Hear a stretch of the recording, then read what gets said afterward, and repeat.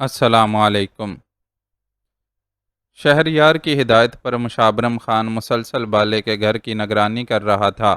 اسے اس شخص کا انتظار تھا جو بالے کی بیوی کے بیان کے مطابق کسی پیر سائیں کا نمائندہ یا مرید تھا اور جسے اس سے وہ ہڈیاں وصول کرنے کے لیے آنا تھا۔ بالے کی بیوی شہزادی نے تازہ قبر کھود کر اس میں دفن بچے کی لاش کے پیر کاٹ کر حاصل کرنا تھے، لیکن وہ اپنے مقصد میں کامیاب ہونے سے پہلے ہی پکڑی گئی اور قریب تھا کہ گاؤں والے اسے اس جرم میں مار مار کر ہلاک ہی کر ڈالتے کہ ماریا کے موقع پر پہنچ کر مداخلت کرنے سے اس کی جان بخشی ہو گئی۔ اس قبیح فعل پر آمادہ نہ ہونے کے باوجود شہزادی کو صرف اور صرف اس لیے ہی یہ کام کرنا پڑا تھا کہ ہر ماں کی طرح اس کے لیے بھی اپنے بچوں کی جدائی برداشت کرنا ناقابل برداشت ہو چکا تھا۔ اس بیچاری کو تو یہ بھی معلوم نہیں تھا کہ اس کی ساس اور شوہر بچوں کو لے کر کس جگہ گئے ہیں اور اس طریقے سے علاج کرنے کے دعوے دار پیر سائیں کہاں پائے جاتے ہیں۔ اس لیے شہریار نے مشابرم خان کی ڈیوٹی لگائی تھی کہ جیسے ہی پیر سائیں کا ہرکارہ ہڈیاں وصول کرنے وہاں پہنچے اسے گرفت میں لے لیا جائے۔ مشابرم خان نے گھر کی نگرانی کے لیے باہر رہنے کی بجائے دیوار پھاند کر اندر جانا پسند کیا تھا۔ اگر وہ بالے کے گھر کے باہر کھڑا ہو کر نگرانی کرتا تو فوراً ہی نظر میں آ جاتا اور گاؤں والوں کے سوال و جواب کا سامنا کرنا پڑتا۔ چنانچہ اس نے دیوار پھلانگ کر اندر ہی جانا پسند کیا، لیکن کئی گھنٹے گزر جانے کے بعد ابھی تک کوئی نہیں آیا تھا۔ وہ کوفت زدہ سا ایک کمرے میں بیٹھ گیا۔ اگر کوئی آتا تو یقیناً دروازے پر ہی دستک دیتا اور وہ بے خبری میں اسے آسانی سے چھاپ سکتا تھا۔ بیٹھے بیٹھے جب بہت ہی زیادہ بوریت ہونے لگی تو وہ اپنی جگہ سے اٹھ کر ٹہلنے لگا۔ کمرہ زیادہ بڑا نہیں تھا اور اس میں سامان بھی مختصر ہی تھا، اس لیے وہاں جائزہ لینے کے لیے کچھ خاص نہیں تھا۔ وہ اکتا کر باہر صحن میں نکلنے کے لیے دروازے کی طرف بڑھا ہی تھا کہ صحن میں سے دھپ کی آواز سنائی دی۔ صاف محسوس ہوا تھا کہ کوئی دیوار پھلانگ کر اندر کودا ہے۔ وہ دم ساد کر اپنی جگہ رک گیا اور دروازے کی جھری میں سے جھانک کر صحن کا جائزہ لینے لگا۔ وہاں کا منظر اس کے سمعی اندازے کی تصدیق کر رہا تھا۔ وہ ایک دبلا پتلا سا لڑکا تھا جو محتاط انداز میں اسی کمرے کی طرف بڑھ رہا تھا جس میں وہ موجود تھا۔ لڑکے کی پیش قدمی دیکھ کر مشابرم خان تیزی سے دروازے کے بائیں جانب کی دیوار سے چپک گیا۔ اب اگر دروازہ کھولا جاتا تو اسے فوری طور پر دیکھا جانا ممکن نہیں تھا، جبکہ وہ آنے والے کو بآسانی عقب سے دبوچ سکتا تھا۔ چند لمحوں کے بعد سب کچھ اس کی سوچ کے مطابق ہی ہوا۔ دبے پاؤں چلتا ہوا لڑکا جیسے ہی دروازہ کھول کر اندر داخل ہوا، اس نے جھپٹ کر اسے اپنے بازوؤں میں دبوچ لیا۔ لڑکے کے لیے وہاں کسی کی موجودگی قطعی غیر متوقع تھی، اس لیے وہ بری طرح بھڑکا، لیکن مشابرم خان نے اس کا منہ پہلے ہی اپنی ہتھیلی کی مدد سے بند کر دیا تھا، اس لیے سوائے معمولی سی غراہٹ کے کوئی آواز بلند نہ ہو سکی۔ میرے پاس پستول ہے، اگر تم نے کوئی بھی غلط حرکت کی تو تمہاری کھوپڑی میں سوراخ بنا دوں گا۔ مشابرم خان دھیمی آواز کے باوجود خوفناک لہجے میں غرایا، جس کے جواب میں لڑکے نے تیزی سے اپنے سر کو دائیں بائیں نفی میں جنبش دیتے ہوئے کسی بھی قسم کی غلطی نہ کرنے کی یقین دہانی کروائی۔ اس کی خوف سے ابلی ہوئی آنکھیں بھی اس بات کی تصدیق کر رہی تھیں کہ وہ کسی قسم کی مزاحمت نہیں کر سکے گا۔ مشابرم خان نے اس کا حال دیکھ کر اسے اپنی گرفت سے آزاد کر دیا اور اسے اپنے پستول کی زد میں لینا کافی سمجھا۔ کیا نام ہے تمہارا؟ اس نے لڑکے سے سوال کیا۔ عثمان، لڑکے نے تھوک نگلتے ہوئے جواب دیا۔ کہاں سے آئے ہو؟ مشابرم خان نے اس کی آنکھوں میں آنکھیں گاڑ کر پوچھا۔ ادھر ہی گاؤں کا ہوں جی، آپ اے سی صاحب کے ڈرائیور ہو نا؟ میں آپ کو پہچانتا ہوں۔ لڑکے نے اس کی شناخت بتا کر گویا اپنے گاؤں کے رہائشی ہونے کا یقین دلانا چاہا۔ یہاں اس گھر میں اس طرح کیوں گھسے ہو؟ ان لوگوں کے سامنے حالات جس طرح آئے تھے اس کی روشنی میں یہی اندازہ تھا کہ شہزادی سے ہڈیاں وصول کرنے گاؤں کے باہر کا کوئی آدمی آئے گا، لیکن یہ تو کوئی گاؤں کا ہی رہائشی تھا، اس لیے مشابرم خان کے سوال میں حیرت کا عنصر شامل ہو گیا تھا۔ بس جی، وہ متھا خراب ہو گیا تھا، بندہ بشر ہونا، اس لیے لالچ میں آ کر مت ماری گئی۔ لڑکے نے آنکھیں جھکا کر جواب دیا اور چہرے کے تاثرات سے بھی شرمندہ سا نظر آنے لگا۔ صاف صاف جواب دو کہ ادھر کیا کر رہے تھے؟ مشابرم خان نے سخت لہجے میں دریافت کیا۔ میں ادھر چوری کے ارادے سے آیا تھا جی۔ بالا اتنے عرصے چودھری صاحب کا خاص کارندہ رہا ہے۔ میرے دماغ میں تھا کہ اس کے گھر میں کچھ نہ کچھ قیمتی سامان تو ہوگا۔ اصل میں جی میری مالی حالت آج کل وڈی پتلی ہے، تو ادھر گھر خالی دیکھ کر میں نے سوچا کہ کچھ چرا لوں، لیکن مجھے کیا معلوم تھا کہ آپ پہلے ہی ادھر موجود ہوں گے۔ لڑکے نے جو کہانی سنائی، اسے سن کر مشابرم خان ڈھیلا پڑ گیا۔ وہ یہاں کسی جال ساز پیر سائیں کے مرید کو پکڑنے کے لیے بیٹھا تھا اور لالچ کے مارے اس نوجوان سے ملاقات ہو گئی تھی۔ تمہیں ایسی حرکت کرتے ہوئے شرم آنی چاہیے تھی۔ ایک گاؤں میں رہنے والے لوگ تو ایک دوسرے کی جان و مال کے محافظ ہوتے ہیں، اور تم موقع دیکھ کر یہاں لوٹ مار کرنے آگو سے۔ اس نے لڑکے کو لتاڑا۔ معاف کر دو جی، تہاڈی وڈی مہربانی ہوگی۔ میں نے بتایا نا کہ بس مجبوری کی وجہ سے دل میں لالچ آ گیا تھا، پر اب میں توبہ کرتا ہوں کہ دوبارہ ایسی حرکت نہیں کروں گا۔ لڑکے نے اپنے کانوں کو ہاتھ لگا کر وعدہ کیا۔ دوبارہ تم کیا کرو گے کیا نہیں اس کا تو مجھے معلوم نہیں، لیکن ابھی تم نے میرے موڈ کا ستیہ ناش کر دیا ہے۔ میں یہاں ایک آدمی کا انتظار کر رہا تھا، اسے شہزادی سے ملنے کے لیے آنا تھا، اور میرے خیال میں اسے اب تک آ جانا چاہیے تھا، لیکن پتہ نہیں کیوں وہ اب تک نہیں آیا۔ مشابرم خان نے اپنی جھنجھلاہٹ کا اظہار کیا۔ اوہو، میرے خیال میں تو وہ آدمی آ کر واپس جا چکا ہے۔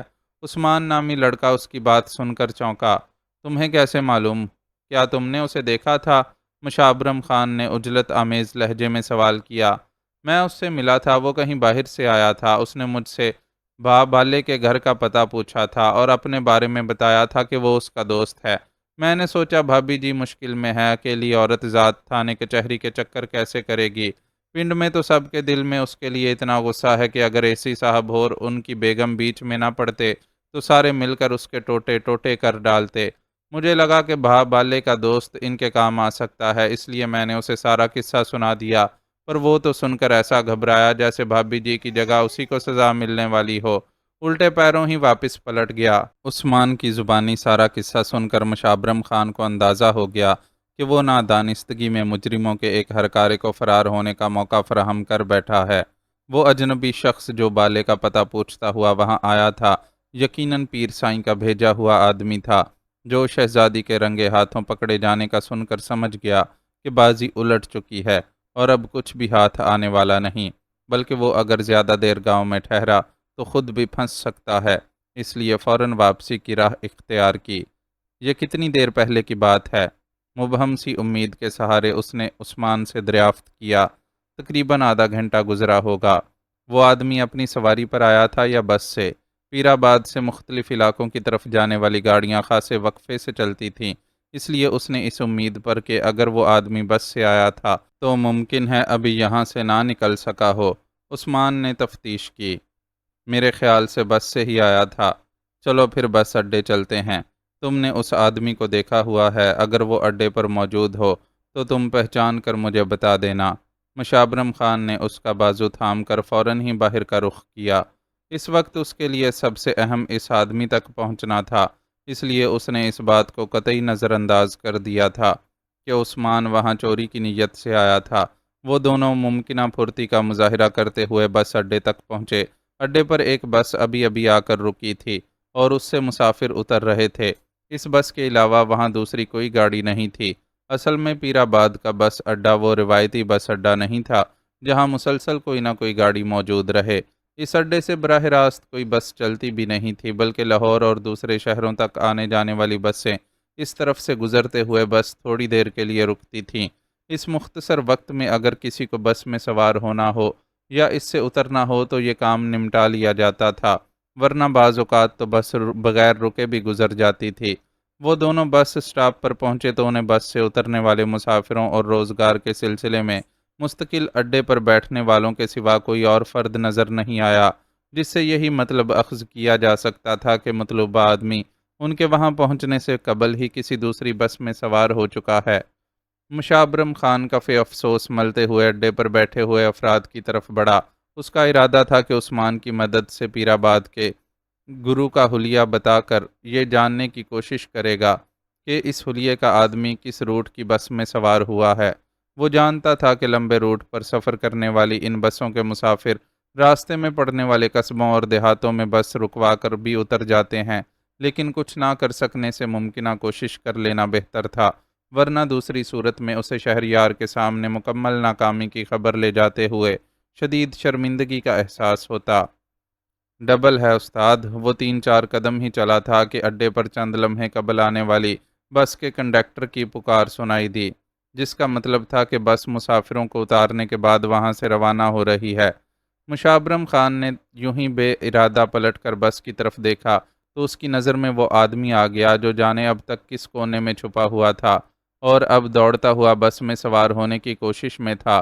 یہی ہے، عثمان بھی اتنی دیر میں اس شخص کی طرف متوجہ ہو چکا تھا، چنانچہ اسے دیکھتے ہی ہانک لگائی، جسے سنتے ہی مشابرم خان کے پیروں میں پہیے لگ گئے۔ وہ برق رفتاری سے اس شخص کے پیچھے لپکا، لیکن وہ بھی اپنی بقا کی جدوجہد کر رہا تھا، اس لیے اس کی رفتار بھی کچھ کم نہیں تھی۔ مشابرم خان کے دیکھتے ہی دیکھتے وہ اچھل کر بس کے پائیدان پر پیر رکھ چکا تھا۔ اسی لمحے بس حرکت میں آ گئی۔ مشابرم خان کے لیے یہ ایک فیصلہ کن گھڑی تھی، اگر وہ پیچھے رہ جاتا تو اس شخص کو فرار کا موقع مل جاتا۔ اسے فرار ہونے سے روکنے کے لیے اس نے ایک لمبی جست لگائی اور بس کا ڈنڈا پکڑ کر پائیدان پر کھڑے شخص کو پشت پر سے قمیض پکڑ کر رینگتی بس سے گھسیٹ لیا۔ اس کی اس حرکت پر کئی لوگوں کے منہ سے چیخیں نکل گئیں۔ مشابرم خان کے گھسیٹنے کی وجہ سے وہ شخص نیم پختہ سڑک پر گر گیا تھا اور یقینی طور پر اسے کئی چوٹیں بھی آئی تھیں، لیکن پھر بھی اس نے کوشش کی کہ خود کو مشابرم خان کی گرفت سے چھڑا کر بھاگ سکے، مگر وہ اسے ایسا موقع دینے کے لیے تیار نہیں تھا، اس لیے آؤ دیکھا نہ تاؤ اسے اپنے گھونسوں کی زد پر رکھ لیا۔ اس ساری کارروائی میں چند سیکنڈ سے زیادہ نہیں لگے تھے۔ بس اڈے پر موجود لوگوں کے بھاگ کر ان تک پہنچنے تک مشابرم خان اس شخص کی ٹھیک ٹھاک پٹائی کر چکا تھا۔ چھوڑو یار، کیا کر رہے ہو تم؟ کیوں اس بیچارے کو مار رہے ہو؟ کئی افراد بولتے ہوئے ایک ساتھ بیچ بچاؤ کروانے کے لیے میدان میں اتر آئے۔ روانہ ہونے والی بس بھی ذرا سا آگے جا کر رک گئی تھی اور اس کے مسافر بھی اتر کر ان دونوں کے اطراف جمع ہونا شروع ہو گئے۔ یہ صورتحال ایسی تھی جس کا فائدہ فرار ہوتے شخص کو پہنچ سکتا تھا اور وہ مشابرم خان کی گرفت سے آزادی حاصل کرنے میں کامیاب ہو سکتا تھا، لیکن وہ اس بات کے لیے تیار نہیں تھا، چنانچہ اپنا پستول نکال کر ہوا میں لہرایا اور تیز آواز میں بولا، خبردار، اگر کسی نے درمیان میں آنے کی کوشش کی تو اپنے نقصان کا خود ذمہ دار ہوگا۔ لوگوں پر مزید دھاک بٹھانے کے لیے اس نے ایک ہوائی فائر بھی داغ دیا، جس کا خاطر خواہ اثر ہوا اور اس کے گرد جمع ہونے والا ہجوم ذرا فاصلے پر ہٹ گیا۔ ارے یہ تو اسی صاحب کا ڈرائیور ہے، یہ ایسی حرکت کیوں کر رہا ہے؟ اس اثنا میں ہجوم میں سے کئی افراد نے اسے شناخت کر لیا اور بلند آواز میں اظہار حیرت کرنے لگے تھے۔ یہ آدمی اے سی صاحب کے بنگلے سے چوری کر کے بھاگا تھا، میں نے اس وقت بھی اسے دیکھا تھا لیکن پکڑ نہیں سکا تھا، آج دکھائی دیا تو پکڑ لیا۔ تم لوگ اس معاملے کے بیچ میں نہ پڑو، میں اسے اے سی صاحب کے پاس لے جاؤں گا، وہ خود اس کا فیصلہ کر دیں گے۔ اس نے مصلحت سے کام لیتے ہوئے ان لوگوں کو اس شخص کی حقیقت بتانے کی بجائے بہانہ تراشا۔ اگر وہ یہ بتا دیتا کہ یہ شخص اپنے پیر کی ایما پر شہزادی سے مردہ بچے کی ہڈیاں وصول کرنے آیا ہے تو غم و غصے میں مبتلا وہ لوگ شاید اس کے ٹکڑے ٹکڑے ہی کر دیتے، اور فی الحال اس شخص کا صحیح سلامت رہنا ضروری تھا تاکہ اس سے اس کے پیر کا حدود اربا معلوم کیا جا سکے۔ میں چور نہیں ہوں، میں تو ادھر کسی سے ملنے آیا تھا۔ مشابرم خان کی گرفت میں موجود شخص نے اپنے بچاؤ کے لیے آواز بلند کی، کس سے ملنے آئے تھے، اس کا نام بتاؤ۔ مشابرم خان نے اس کو گھورتے ہوئے بآواز بلند پوچھا تو وہ یکدم ہی چپ سادھ گیا۔ مشابرم خان کو خود بھی اندازہ تھا کہ موجودہ صورتحال میں وہ کبھی یہ تسلیم نہیں کر سکے گا کہ یہاں بالے کی بیوی سے ملنے کے لیے آیا تھا، اور ظاہر ہے اس اجنبی گاؤں میں اس کا کوئی دوسرا شناسہ بھی نہیں ہوگا کہ وہ اس کا نام لے سکے۔ میں اسے اپنے ساتھ نور کوٹ لے جا رہا ہوں، وہاں اس کا فیصلہ اسی صاحب خود کریں گے۔ اس شخص کی خاموشی نے مشابرم خان کو خود بخود ہی یہ حق دے دیا کہ وہ حتمی فیصلہ سنا دے۔ اس بار وہاں موجود لوگوں میں سے بھی کسی نے اعتراض نہیں کیا۔ ایک تو ویسے بھی مشابرم خان شہریار کا ڈرائیور ہونے کی وجہ سے ان لوگوں کے لیے شناسہ اور قابل اعتبار تھا، دوسرے اس کے مقابل کی خاموشی نے بھی ثابت کر دیا تھا کہ اس کے ساتھ جو سلوک کیا جا رہا ہے وہ غلط نہیں ہے۔ ٹھیک ہے بھرا، تم اسے لے جاؤ، اے سی صاحب قانون کے مطابق کام کرنے والے آدمی نہیں ہوتے تو ان کے مجرم کو ہم خود بھی ٹھیک ٹھاک سبق دے سکتے تھے، لیکن ہمیں معلوم ہے کہ ہم نے اسے انگلی بھی لگائی تو اے سی صاحب ناراض ہوں گے، اس لیے اس کا معاملہ ہم تم پر ہی چھوڑتے ہیں۔ آخر ان میں سے ایک شخص نے وہاں موجود سب لوگوں کی نمائندگی کرتے ہوئے مشابرم خان کو یہ یقین دہانی کروا دی کہ اس کے کام میں مداخلت نہیں کی جائے گی۔ بہت بہت شکریہ کہ آپ لوگوں نے اس چور کے مقابلے میں میرا اعتبار کیا۔ مشابرم خان نے ان سب کو مجموعی طور پر مخاطب کرتے ہوئے شکریہ ادا کیا۔ اس لمحے اس کی توجہ بٹ گئی اور زیر ہو جانے والے حریف نے موقع سے فائدہ اٹھانے کی کوشش کرتے ہوئے یکدم ہی اس کے پستول پر ہاتھ ڈال دیا۔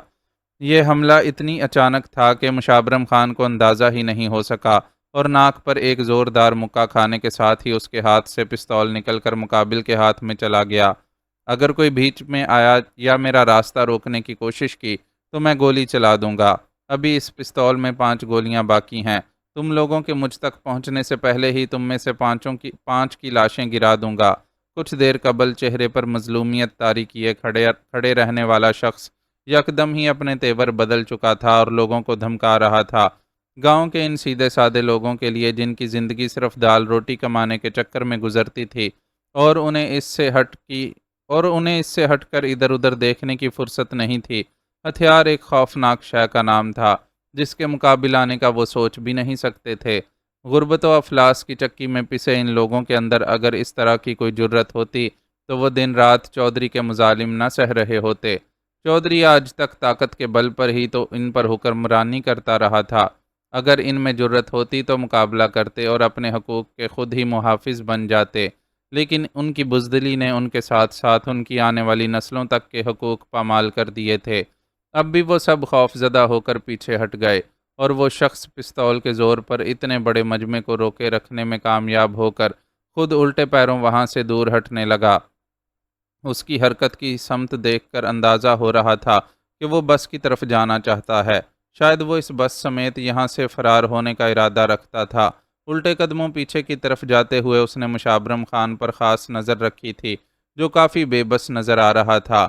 اس جیسے دلیر آدمی کے لیے مشکل نہیں تھا کہ وہ پستول کی پرواہ کیے بغیر فرار ہوتے شخص پر حملہ کر دے، لیکن اسے وہاں موجود دوسرے لوگوں کا خیال تھا اگر وہ شخص فائرنگ کر دیتا تو کئی بے گناہ زد میں آ جاتے۔ وہ بے بس اسے فرار ہوتا دیکھتا رہا، لیکن یکدم ہی عجیب معاملہ ہوا۔ الٹے قدموں پیچھے ہٹتے شخص کو یکدم ہی ٹھوکر لگی اور وہ بری طرح پیچھے کی طرف الٹ گیا۔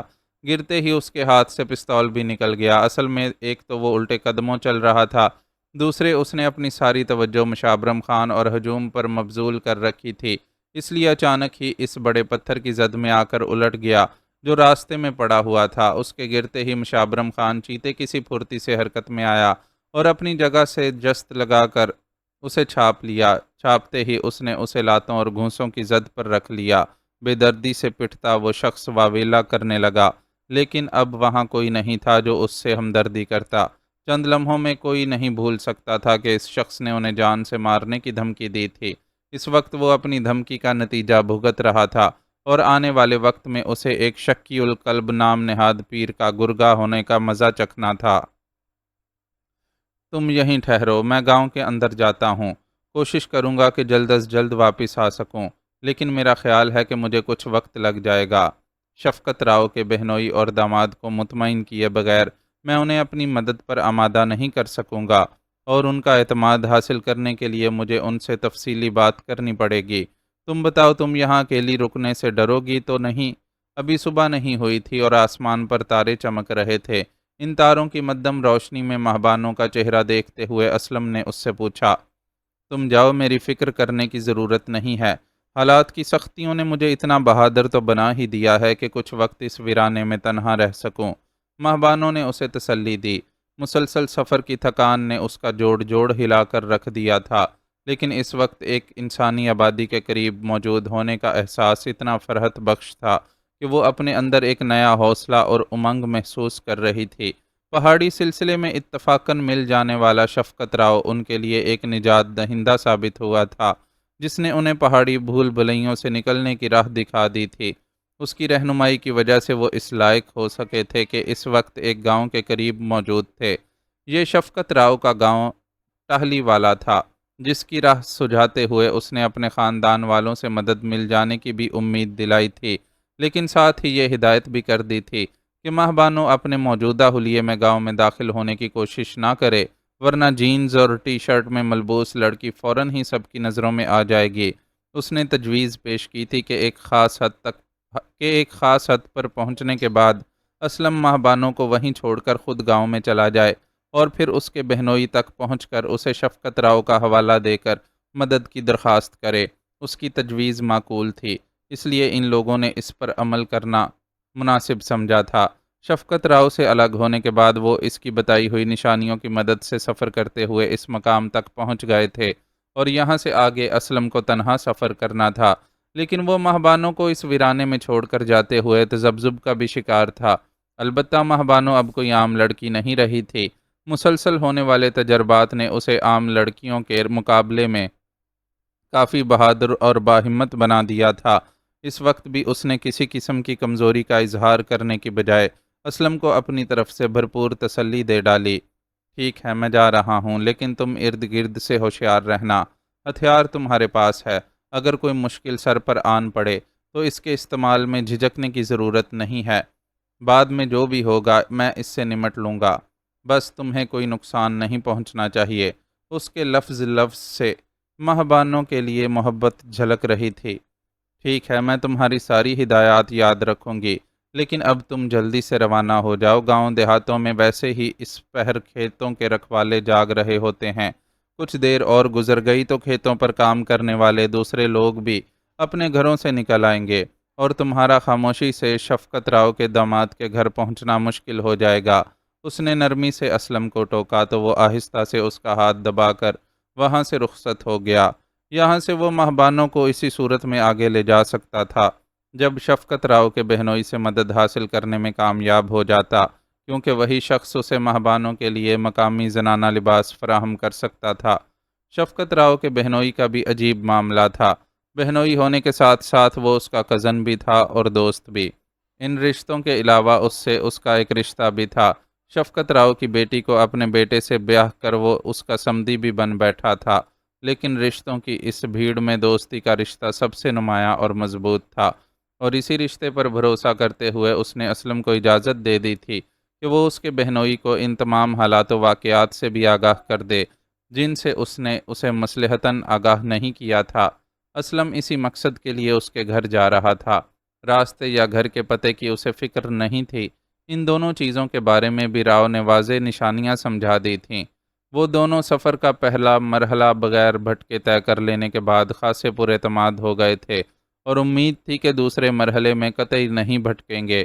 ماہبانوں سے جدا ہو کر شفقت راؤ کے بہنوئی کے گھر جاتے ہوئے اسے وہ درد بھری داستان بھی یاد آتی رہی جو راؤ شفقت نے اپنے بیٹے کی موت کے سلسلے میں سنائی تھی۔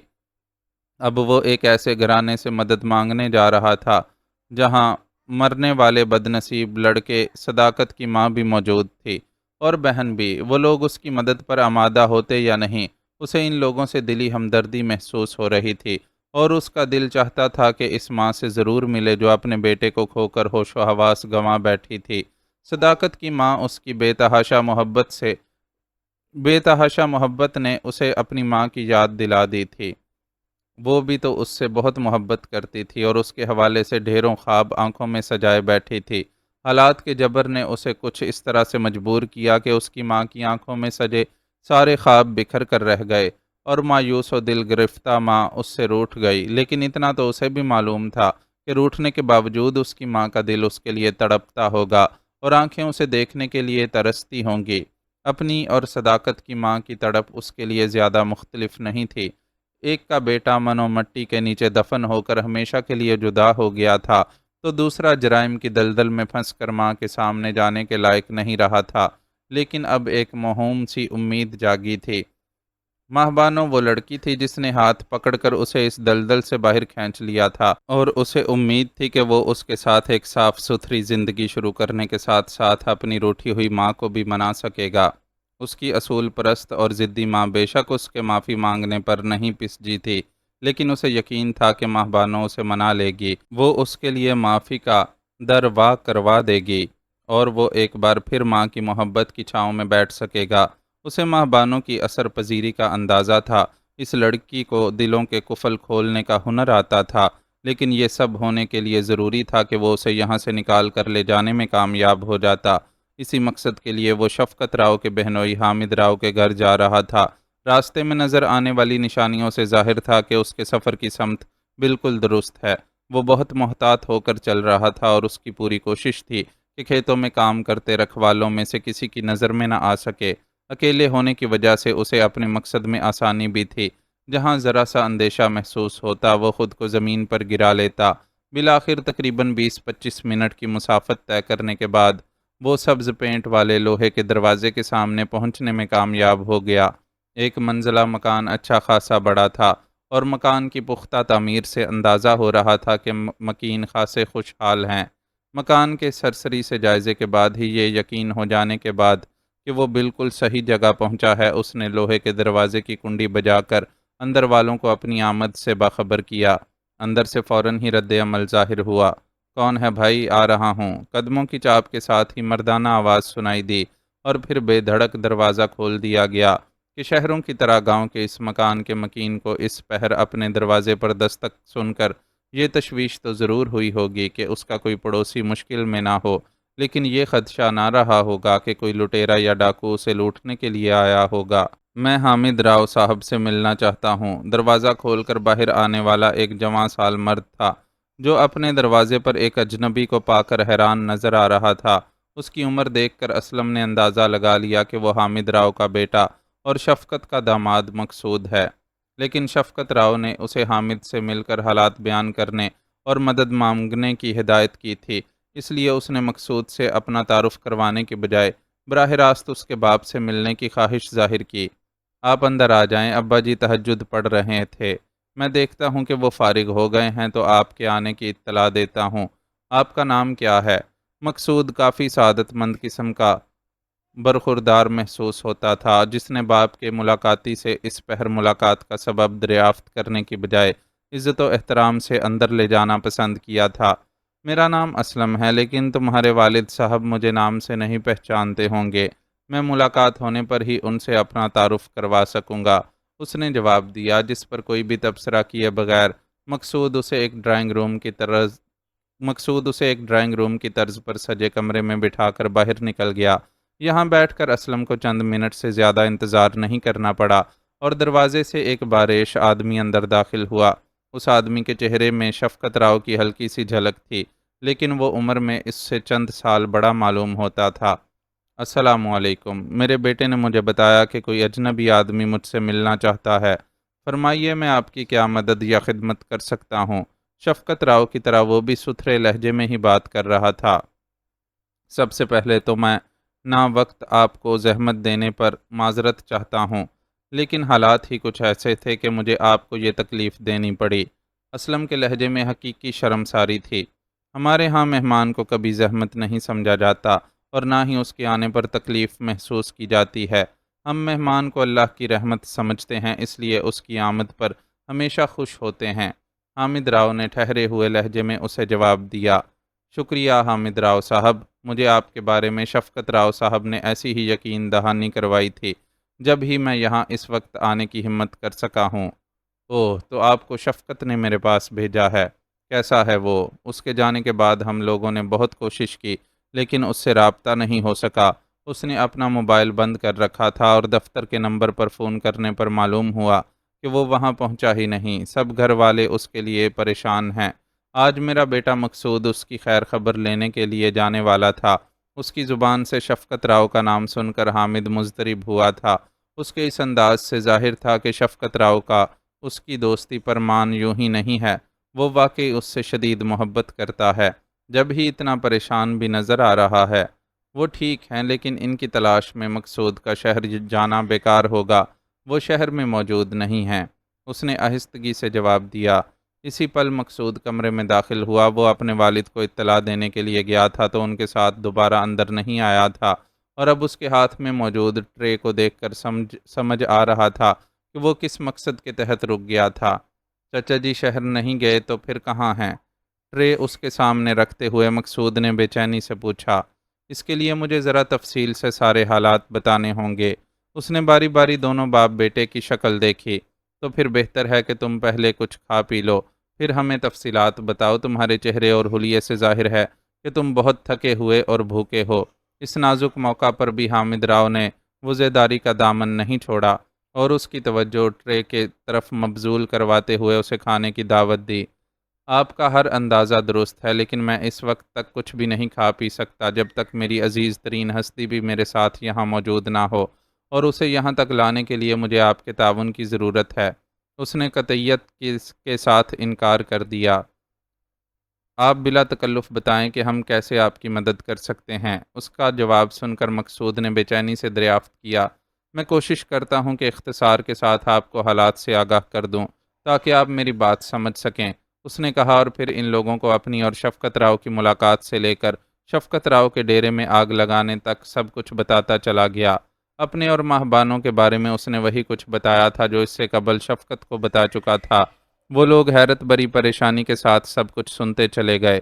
ظاہر ہے وہ گاؤں میں رہتے تھے اور آگ لگنے کا واقعہ ان کے علم میں بھی تھا، لیکن اس حادثے کا ذمہ دار شفقت راؤ ہے، یہ سن کر یقیناً انہیں شوق لگا تھا۔ اسلم ساری تفصیل سنا چکا تو حامد راؤ نے ایک گہرا سانس لیا اور پھر بڑے وقار سے بولا، ان سارے حالات پر ہم بعد میں غور کریں گے، بہتر ہے کہ سب سے پہلے تمہاری بیوی کو گھر لانے کا انتظام کیا جائے۔ تنہا عورت کا اتنی دیر تک ویرانے میں رہنا کسی طور مناسب نہیں۔ اس کا جملہ سن کر اسلم نے اپنے اندر ایک گہرا اطمینان سا اترتا محسوس کیا۔ مقصود بیٹا، جاؤ جا کر انیلا کا کوئی جوڑا اور چادر لے آؤ، تمہاری بہن کو گھر لانے کا انتظام کرتے ہیں۔ وہ اپنا فیصلہ سنا کر فوراً ہی اپنے بیٹے کی طرف متوجہ ہو گیا۔ اپنے باپ کا حکم سن کر وہ فوراً ہی باہر نکل گیا۔ 5 منٹ سے بھی کم وقت میں وہ لوگ گھر سے باہر موجود تھے اور اس سمت میں جا رہے تھے جہاں وہ مہبانوں کو چھوڑ کر آیا تھا۔ جب وہ لوگ اس مقام پر پہنچے تو صبح کا اجالا نمودار ہو چکا تھا اور منظر بہت واضح تھا، لیکن اس منظر میں مہبانوں کا نام و نشان نہیں تھا۔ اسلم بے قراری سے اسے پکارتے ہوئے ادھر ادھر تلاش کرنے لگا۔ مہبانوں کو وہاں نہ پا کر اس پر قیامت سی گزر گئی تھی۔ مہبانوں کوئی عام لڑکی نہیں تھی، اس کے لیے وہ دنیا کی سب سے قیمتی اور اہم لڑکی تھی، جس کے بغیر وہ زندگی کا تصور بھی نہیں کر سکتا تھا۔ اسے نہ پا کر اسے یوں لگا جیسے ہوا میں آکسیجن کا تناسب یکدم ہی کم ہونے لگا ہو اور اس کمی سے اس کا دم گھٹ رہا ہو۔ پریشان نہ ہو نوجوان، ہم دیکھتے ہیں کہ وہ کہاں ہے۔ اس کی غیر ہوتی حالت کو دیکھ کر حامد راؤ نے اس کے شانے پر ہاتھ رکھتے ہوئے تسلی دی، لیکن مہبانوں کا غیاب ایسا معاملہ نہیں تھا کہ کسی کے تسلی دلاسوں سے اس کا اضطراب کم ہو جاتا۔ وہ بے چین سا ہو کر اس کی تلاش میں چل پڑا۔ حامد راؤ اور اس کا بیٹا مقصود بھی اس کا ساتھ دینے کے لیے 2 مختلف سمتوں میں بڑھ گئے۔ اسلم مہبانوں کو یہاں چھوڑ کر گیا تھا، اس لیے سب سے پہلے اسے کرب و جوار میں تلاش کرنا ضروری تھا۔ آس پاس دیکھنے پر اگر وہ نہ بھی ملتی تو کچھ نہ کچھ ایسی علامات ضرور نظر آ جاتیں جن سے یہ اندازہ لگایا جا سکتا تھا کہ اس کے ساتھ کیا واقعہ پیش آیا ہے۔ اگر وہ خود اپنی مرضی سے کہیں گئی تھی تو لازمی بات ہے کہ وہاں کسی قسم کی گڑبڑ نظر نہیں آتی۔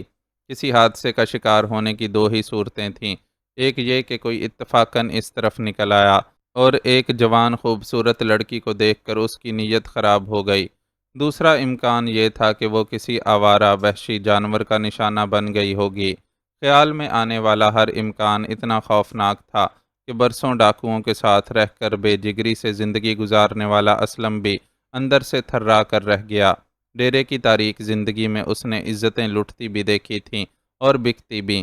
وہ انسانی خون کی ارزانی سے بھی واقف تھا اور انسان کی بلبلے جیسی حیثیت سے بھی۔ اسے معلوم تھا کہ کسی چلتے پھرتے ہنستے مسکراتے شخص کو مٹی کے ڈھیر میں تبدیل ہونے میں چند منٹ بھی نہیں لگتے۔ ہاں، پیچھے رہ جانے والے ضرور زندہ درگور ہو جاتے ہیں۔ اگر اسے مہبانوں نہ ملتی تو وہ خود بھی بے روح مٹی کے ڈھیر کے سوا کچھ نہیں رہتا۔ وہ اس کی زندگی تھی، سو وہ اپنی زندگی کی تلاش میں دیوانہ وار ادھر ادھر دوڑ رہا تھا۔ اس دوڑ دھوپ میں اچانک ہی وہ ایک چٹان کی دوسری طرف گیا تو اس کے حلق سے عجیب لا یعنی سی آواز نکل گئی۔ یہ ایک بے حد پریشان شخص کی خوشی کا اظہار تھا۔ مہبانوں بالکل سامنے ایک بڑے سے پتھر سے ٹیک لگائے سو رہی تھی۔ اس کی حالت سے صاف ظاہر تھا کہ وہ بلا ارادہ صرف نیند سے مغلوب ہو کر اچانک ہی سو گئی ہے، ورنہ دانستہ اس کا ایسا کوئی ارادہ نہیں تھا۔ ایک نظر میں یہ سب کچھ جانچ لینے کے بعد اسلم کے وجود میں یکدم ہی غصے کی لہر دوڑ گئی۔ ابھی اس کو سامنے پا کر جو خوشی محسوس ہوئی تھی وہ بہت تیزی سے غصے میں تبدیل ہو گئی۔ یہ پریشانی کی انتہا پر پہنچ جانے والے شخص کا ایک فطری رد عمل تھا۔ ورنہ پتھر سے ٹیک لگا کر آنکھیں موندے ماہبانوں کا مخروطی انگلیوں والا ہاتھ جس طرح اس کے دائیں رخسار پر ٹکا ہوا تھا، اس انداز میں وہ سنگ مرمر سے تراشا ہوا حسین مجسمہ لگ رہی تھی، جس پر ایک خاص رخ سے پڑتی سورج کی شعائیں حسن میں مزید جگمگاہٹ پیدا کر رہی تھیں۔ غصے میں مبتلا اسلم اس حسین منظر سے متاثر ہوئے بغیر آگے بڑھا اور ماہبانوں کا بازو پکڑ کر اسے جھنجھوڑ ڈالا۔ وہ ہڑبڑا کر نیند سے جاگی۔ تم واپس آ گئے، مجھے معلوم ہی نہیں چلا کہ کب آنکھ لگ گئی۔ اسے سامنے پا کر وہ کچھ شرمندہ سی ہو گئی۔ تو تم یوں آرام سے سو رہی تھی جیسے شہزادی صاحبہ اپنے محل میں ہوں۔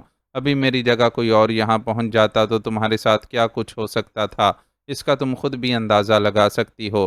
مانا کہ کم عمر ہو لیکن جن حالات سے گزرتی رہی ہو وہ انسان کو عقل سکھانے کے لیے کافی ہوتے ہیں۔ اور یہ تو بتاؤ کہ تم اپنی جگہ سے ہٹی کیوں؟ تمہیں اندازہ ہے کہ تمہیں وہاں نہ پا کر میرا کیا حال ہوا؟ قیامت گزر گئی تھی مجھ پر۔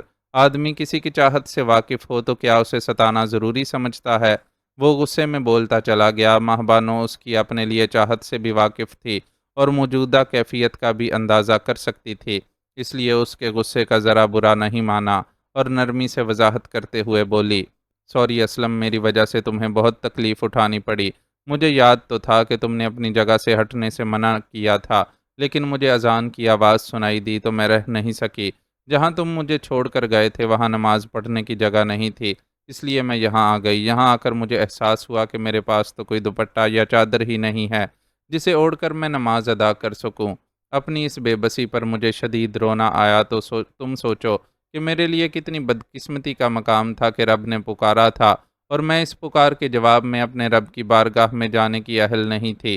تھوڑی دیر تک میں اس صورتحال پر روتی رہی، پھر میرے دل میں خیال آیا کہ میں بے بس اور لاچار ہوں۔ اللہ تعالیٰ میری نیت بھی جانتا ہے اور میری معذوری کو بھی دیکھ رہا ہے۔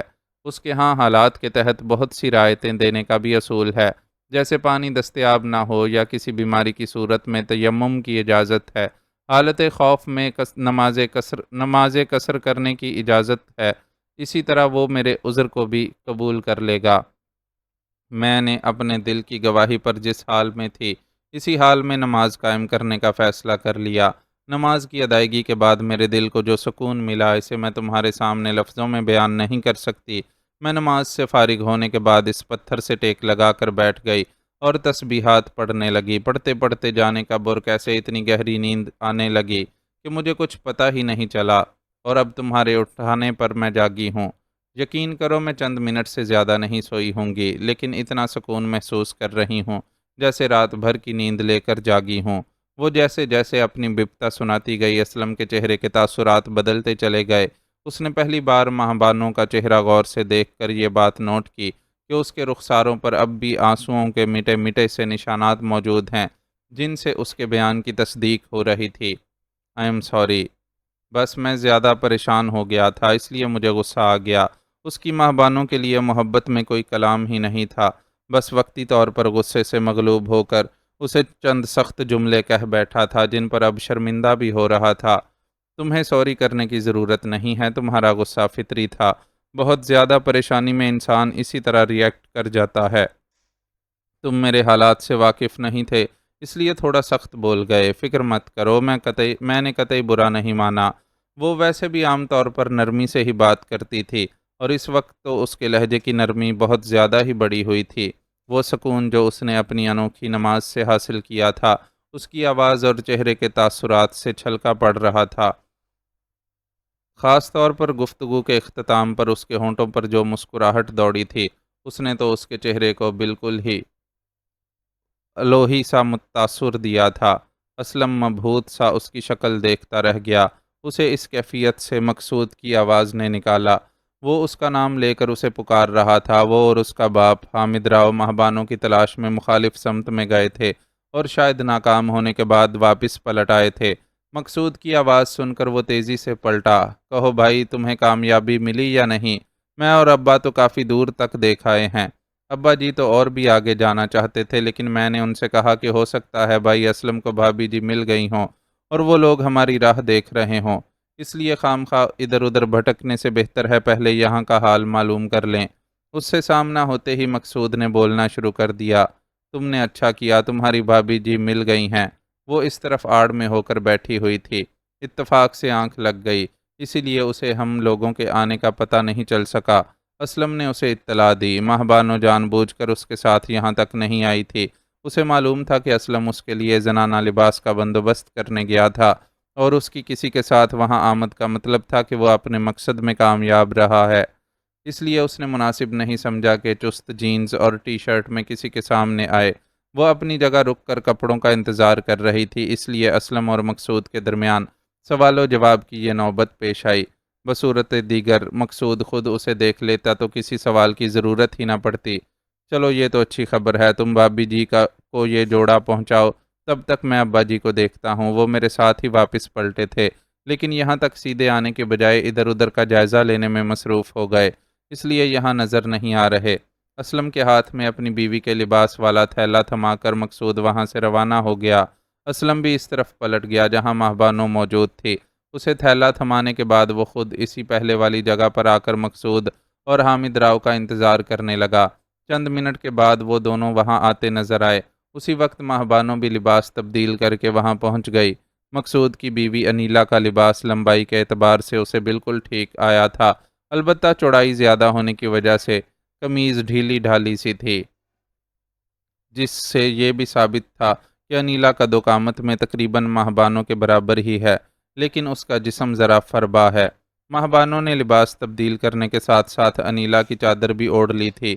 میرون رنگ کی رنگ برنگے دھاگوں سے کڑی وہ چادر، جس میں جا بجا ننھے ننھے شیشے بھی ایک خاص ترتیب سے لگے ہوئے تھے، اس پر خوب جچ رہی تھی۔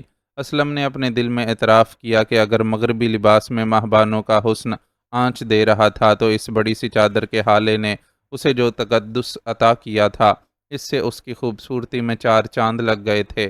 اس کا مغربی انداز اگر اسے شعلہ جوالا بنا گیا تھا تو خالص مشرقی پن نے چاندنی کی سی ٹھنڈک اور سنہری پن عطا کر دیا تھا۔ السلام علیکم چچا جی۔ حامد راؤ کو دیکھ کر وہ فوراً آگے بڑھی اور اسے سلام کرنے کے ساتھ ہی اس کے سامنے سر بھی جھکا دیا۔ جیتی رہ دھی رانی۔ حامد راؤ نے فوراً ہی اس کے سر پر ہاتھ پھیر کر دعا دی، پھر مزید بولا، آج سے تو بھی میری دھی ہی ہے۔ میں نے تجھے اپنی بہو کی چادر صرف اوڑھنے کے لیے نہیں دی ہے، بلکہ اس چادر کو اوڑھتے ہی تو بھی میری ذمہ داری ہو گئی ہے۔ زندگی میں جب بھی کوئی ضرورت پڑے اپنے چاچے کو آواز دے کر دیکھ لینا۔ ہاتھ پیروں سے سلامت ہوتے میں کبھی تیری مدد کرنے سے پیچھے نہیں ہٹوں گا۔ شکریہ چاچا جی، آپ نے مجھے اپنا سمجھ کر بڑا مان دیا۔ ماہ بانو کی آواز بھرا گئی۔ جھلی نہ ہو تو، ایک طرف مجھے چاچا جی بھی کہتی ہے اور پھر غیروں کی طرح شکریہ بھی ادا کرتی ہے۔ دھی کے منہ سے شکریہ کا لفظ سننا ذرا بھی اچھا نہیں لگتا، الٹا تکلیف ہوتی ہے۔ حامد راؤ نے اسے محبت سے جھڑکا، جس پر وہ دھیرے سے مسکرا کر رہ گئی۔ میرے خیال میں اب گھر چلتے ہیں ابا جی، باقی باتیں آپ لوگ وہاں پہنچ کر لیجئے گا۔ مقصود نے انہیں ٹوک کر وقت کی نزاکت کا احساس دلایا تو ان کا مختصر سا قافلہ چل پڑا۔ وہاں سے روانہ ہوتے ہی ماہ بانو نے چادر کا پلو اس طرح منہ پر ڈال لیا تھا کہ اس کا آدھا چہرہ چھپ گیا تھا۔ پہاڑی سلسلے سے نکل کر گاؤں کے آباد حصے تک انہوں نے خاموشی سے سفر طے کیا۔ وہ گاؤں کی حدود میں پہنچے تو توقع کے مطابق وہاں معمول کی چہل پہل شروع ہو چکی تھی، اور لوگ اپنے کاموں کے سلسلے میں ادھر ادھر آتے جاتے نظر آ رہے تھے۔ کئی نظریں ان کی طرف بھی اٹھیں۔ ان نظروں میں حیرت و تجسس تھا۔ آخر ایک موڑ پر ایک ادھیڑ عمر آدمی ان کے سامنے آ کھڑا ہوا۔ کی حال ہے راؤ صاحب، سویرے سویرے کدھر سے آ رہے ہو؟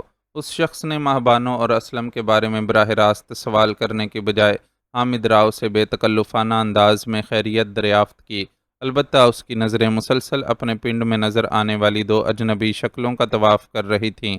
سب خیر ہے شریف صاحب، شہر سے یہ پرونے آئے ہوئے تھے، انہیں پہاڑ دیکھنے کا شوق چڑھا تو میں اور پتر مقصود منہ اندھیرے انہیں ادھر لے گئے، انہیں سیر کرا کر ادھر ہی سے آ رہے ہیں۔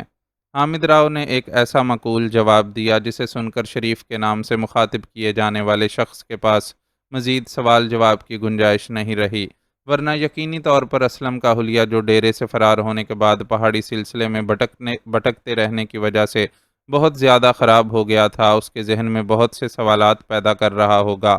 لیکن مہمان کے بارے میں اس قسم کا استفسار اس کی بے عزتی تصور کیا جاتا، اس لیے اس نے تجسس کے باوجود کچھ پوچھنے سے گریز کیا۔ اور ایک خوش دلانہ مسکراہٹ چہرے پر سجاتے ہوئے اسلم کی طرف مسافے کے لیے ہاتھ بڑھاتے ہوئے بولا، تسی راؤ صاحب دے پرونے ہو تو سمجھو سارے پنڈ دے پرونے ہو، جی بر کر ادھر کی سیریں کرو، کھاؤ پیو، میں راؤ صاحب نال درخواست کروں گا کہ اپنے پروہنوں نال ایک وقت کی روٹی میرے گھر پر بھی کھائیں۔ اسلم جواب میں کچھ کہنے کے بجائے اس کا بڑا ہوا ہاتھ تھام کر بس مسکراتا رہا۔ اس بندے سے حامد راؤ کے تعلقات کس نوعیت کے ہیں، اسے معلوم نہیں تھا کہ اس کی دعوت کو قبول یا رد کرنے کا فیصلہ کر سکتا ہے۔ ویسے بھی وہ یہاں دعوتیں کھانے نہیں آیا تھا، یہ تو بس ایک اتفاق ہی تھا کہ قسمت اسے ٹہلی والا لے آئی تھی اور یہاں کچھ مہربان میزبان میسر آ گئے تھے، لیکن وہ ان میزبانوں سے زیادہ خاطر مدارت کروانے کا ارادہ نہیں رکھتا تھا۔ اسے جلد از جلد یہاں سے نکل کر کسی دوسرے محفوظ مقام کی طرف جانا تھا، جہاں وہ مہبانوں کے ساتھ اپنی نئی زندگی کا آغاز کر سکے۔ مہلت ملی تو آپ کی دعوت ضرور قبول کریں گے شریف صاحب، ابھی آپ اجازت دیں، گھر پر ناشتہ تیار ہوگا اور ہمارا انتظار ہو رہا ہوگا۔ حامد راؤ نے بہت خوبصورتی سے اس کی دعوت ٹالنے کے ساتھ ساتھ فوری طور پر جان بھی چھڑانے کا بندوبست کیا۔ وہ یہ جان کر کہ ابھی ان لوگوں کو ناشتہ کرنا ہے، فوراً ہی وہاں سے روانہ ہو گیا۔ یہ بندہ پیر سائیں کے عقیدت مندوں میں سے ایک ہے، اگر اسے بھنک بھی پڑ گئی ہوتی کہ تم ایک ایسے شخص کی طرف سے بھیجے گئے ہو جو پیر سائیں کی خانقاہ میں آگ لگانے کا ذمہ دار ہے، تو اس کا رویہ بالکل مختلف ہوتا۔ شریف کی روانگی کے بعد ان لوگوں نے قدم آگے بڑھائے تو مقصود نے سرگوشی میں اسلم کو بتایا، دیکھنے میں تو یہ خاصا معقول آدمی لگتا ہے، پھر پیر سائیں جیسے جال ساز کے چکر میں کیسے پڑ گیا؟ اسلم نے اپنی رائے کا اظہار کیا، ان جعلی پیروں فقیروں کا یہی تو کمال ہوتا ہے کہ یہ اپنے داؤ پیچ سے معقول آدمی کی عقل بھی معاف کر دینے کی صلاحیت رکھتے ہیں۔ اور پھر شریف صاحب کا ہی کیا ذکر، یہاں تو کبھی کسی نے پیر سائیں کو غلط آدمی نہیں سمجھا۔ خانقاہ کو آگ لگائے جانے کے واقعے پر تقریباً پورا پنڈ ہی سخت مشتعل ہے، سب ہی چاہتے ہیں کہ مجرم کو سخت سے سخت سزا دی جائے۔ خانقاہ کے جلنے کے بعد ہر ایک نے پیر سائیں کو اپنے گھر قیام کی دعوت دی تھی، لیکن قسمت شریف صاحب کی جاگی، اب پیر سائیں انہی کے گھر پر رہ رہے ہیں اور یہ خانقاہ کی تعمیر و مرمت کے سلسلے میں چندہ جمع کرنے کی مہم میں مصروف ہیں۔ کل ابا جی کے پاس بھی آئے تھے اور 10,000 کا چندہ وصول کر کے گئے ہیں۔ مقصود نے اس کے سوال کا جواب دینے کے ساتھ ساتھ دیگر معلومات بھی فراہم کیں، جنہیں سن کر اسے خیال آیا کہ شفقت راؤ کی ساری دوڑ دھوپ بیکار گئی۔ اس نے پیر سائیں کا کلا کما کرنے کی نیت سے خانقاہ میں آگ لگائی تھی، لیکن پیر سائیں زندہ تھا اور اس کی خانقاہ بھی دوبارہ تعمیر کی جانے والی تھی۔ ان خیالات میں کھو کے باقی کا راستہ بھی طے ہو گیا اور وہ حامد راؤ کے مکان پر پہنچ گئے۔ گھر کی فضا میں چکراتی پراٹھوں کی خوشبو نے انہیں بتایا کہ حامد راؤ نے ناشتے کی تیاری کے سلسلے میں شریف سے غلط بیانی نہیں کی تھی، وہاں واقعی ان کے ناشتے کا بندوبست ہو رہا تھا۔ تم لوگ نہا دھو کر اپنا حلیہ درست کر لو تو پھر ناشتہ لگواتے ہیں، حامد راؤ نے پہلے اس سے کہا اور پھر فوراً ہی مقصود کی طرف رخ کر لیا۔ بہن کو اندر زنان خانے میں پہنچا دو پتر، اور اسلم کے لیے اپنا کوئی جوڑا لے آؤ، تم دونوں کا ناپ الگ ہے، لیکن اپنے کپڑے دھل کر سوکھنے تک اسلم کے لیے تمہارے کپڑوں پر گزارا کرنا مجبوری ہے۔ مقصود نے باپ کے حکم پر فرما برداری سے عمل کیا۔ مہبانوں کو اندر زنان خانے میں پہنچا دیا گیا، جبکہ اسلم کی مقصود نے شلوار قمیض پر مشتمل لباس سمیت ایک غسل خانے کی طرف رہنمائی کر دی۔ وہ دیہات میں موجود ایک گھر کا غسل خانہ تھا، لیکن مکینوں کی خوشحالی اور شہر آمد و رفت کی وجہ سے کسی شہری غسل خانے جیسی جدت لیے ہوئے تھا۔ اسلم کو بہت عرصے بعد اس قسم کی کسی جگہ پر غسل کرنے کی عیاشی میسر آئی تھی، چنانچہ اس نے دل بھر کر غسل کیا۔ غسل کرنے سے اس کی آدھی تھکن کافور ہو گئی اور جسم ہلکا پھلکا محسوس ہونے لگا۔ ایک فرحت بخش احساس کے ساتھ اس نے مقصود کا فراہم کردہ شلوار قمیض زیب تن کیا اور اپنے کپڑے وہیں ایک کھونٹی پر ٹنگے چھوڑ کر باہر نکل گیا۔ کپڑوں کی تبدیلی کے ساتھ اس نے اپنے لباس میں موجود سامان بھی منتقل کر لیا تھا، جس میں سب سے اہم اس کا پسٹل اور پنڈلی پر بندھا رہنے والا خنجر تھا۔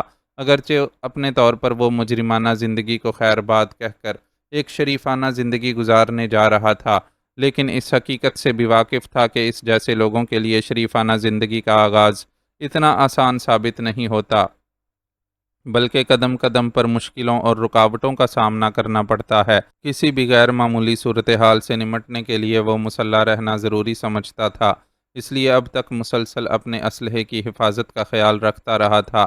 ایک رائفل بھی ان کی تحویل میں تھی جسے وہ پہلی بار اکیلے حامد راؤ کے گھر کی طرف آتے ہوئے مہبانوں کے پاس چھوڑ کر آیا تھا، اور بعد میں مہبانوں اسے اپنی بڑی سی چادر میں چھپا کر یہاں لے آئی تھی۔ وہ رائفل بھی وہ رائفل اب بھی مہبانوں کے پاس موجود تھی۔ اس نے غسل خانے سے قدم باہر رکھا تو مقصود کو اپنا منتظر پایا۔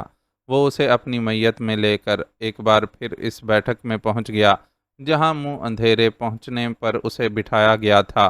وہاں میز پر ناشتے کے لوازمات چنے ہوئے تھے اور ان سے اٹھتی اشتہا انگیز خوشبو صبر کا پیمانہ لبریز کر رہی تھی۔ اس نے باقاعدہ اپنے منہ میں پانی آتا ہوا محسوس کیا اور دل ہی دل میں ہنس دیا۔ مشکل سے چند گھنٹے ہی گزرے تھے جب اسی بیٹھک میں اس کے سامنے کھانے پینے کے لوازمات رکھے گئے تھے، لیکن اس نے کسی شے کو چھونا تو درکنار نظر بھر کر دیکھنا بھی گوارا نہیں کیا تھا، کیونکہ اس وقت اسے اپنی ہر ضرورت سے بڑھ کر مہبانوں کی فکر دامنگیر تھی۔ بیٹھک میں پہلے سے موجود حامد راؤ نے اسے دیکھ کر کھانا شروع کرنے کی دعوت دی تو اس بار وہ بلا تکلف کھانے پینے میں مصروف ہو گیا اور ایک ایک شے سے انصاف کرنے لگا۔ شہری اور دیہاتی امتزاج کا یہ ناشتہ بے حد لذیذ تھا اور اسے اس لیے اور بھی زیادہ مزے کا لگا کہ وہ ایک طویل عرصے بعد کسی گھر کی فضا میں بیٹھ کر کھانے پینے کا شغل کر رہا تھا۔ شکم سیر ہو کر اس نے کھانے کی چیزوں سے ہاتھ کھینچا تو مقصود نے تھرماس سے گرما گرم چائے کا بڑا سا کپ لبالب بھر کر اسے تھما دیا۔ پیٹ بھرا ہوا ہونے کے باوجود وہ اسے بھاپ اڑاتی خوشبودار چائے کے کپ کے لیے ہاتھ بڑھنے سے نہ روک سکا۔ مقصود نے خود اپنے لیے بھی اسی طرح کا ایک کپ تیار کیا۔ البتہ حامد راؤ اس شغل میں ان کے ساتھ شامل نہیں ہوا تھا۔ وہ کافی سنجیدہ اور متفکر نظر آ رہا تھا۔ کیا بات ہے راؤ صاحب، آپ کچھ چپ چپ سے ہیں؟ اس نے چائے کا ایک گھونٹ اندر اتار کر ان سے دریافت کیا۔ حالات ہی کچھ اس طرح سے سامنے آئے ہیں کہ دل و دماغ الجھ کر رہ گئے ہیں۔ تم نے مجھے شفقت کے بارے میں جو کچھ بتایا اسے سن کر بھی یقین کرنے کو دل نہیں چاہ رہا، لیکن یقین کرنے کے سوا کوئی چارہ بھی نہیں ہے۔ بس میں یہ کہہ سکتا ہوں کہ شفقت نے خانقاہ میں آگ لگا کر شدید حماقت اور جذباتیت کا مظاہرہ کیا ہے۔ ہم دونوں بھائی بھی ہیں، سمدھی بھی، اور سب سے بڑھ کر بچپن کے دوست بھی۔ اگر اسے کسی طرح سنگن مل گئی تھی کہ صداقت کی موت کا تانا بانا خانقاہ سے جڑا ہوا ہے اور پیر سائیں اس کا مجرم ہے، تو اسے کسی بھی اقدام سے پہلے مجھ سے مشورہ تو کر لینا چاہیے تھا، لیکن مشورہ کرنا تو درکنار اس نے مجھے ہوا بھی نہیں لگنے دی۔ حقائق سامنے آنے کے بعد سے اب تک کا وقت مصروفیت میں گزرا تھا، اس لیے حامد راؤ کو اپنے جذبات کے اظہار کا موقع نہیں ملا تھا۔ اب موقع ملتے ہی اس نے اپنے دل میں پیدا ہونے والے شکوے اور رنجیدگی کا اظہار کر دیا۔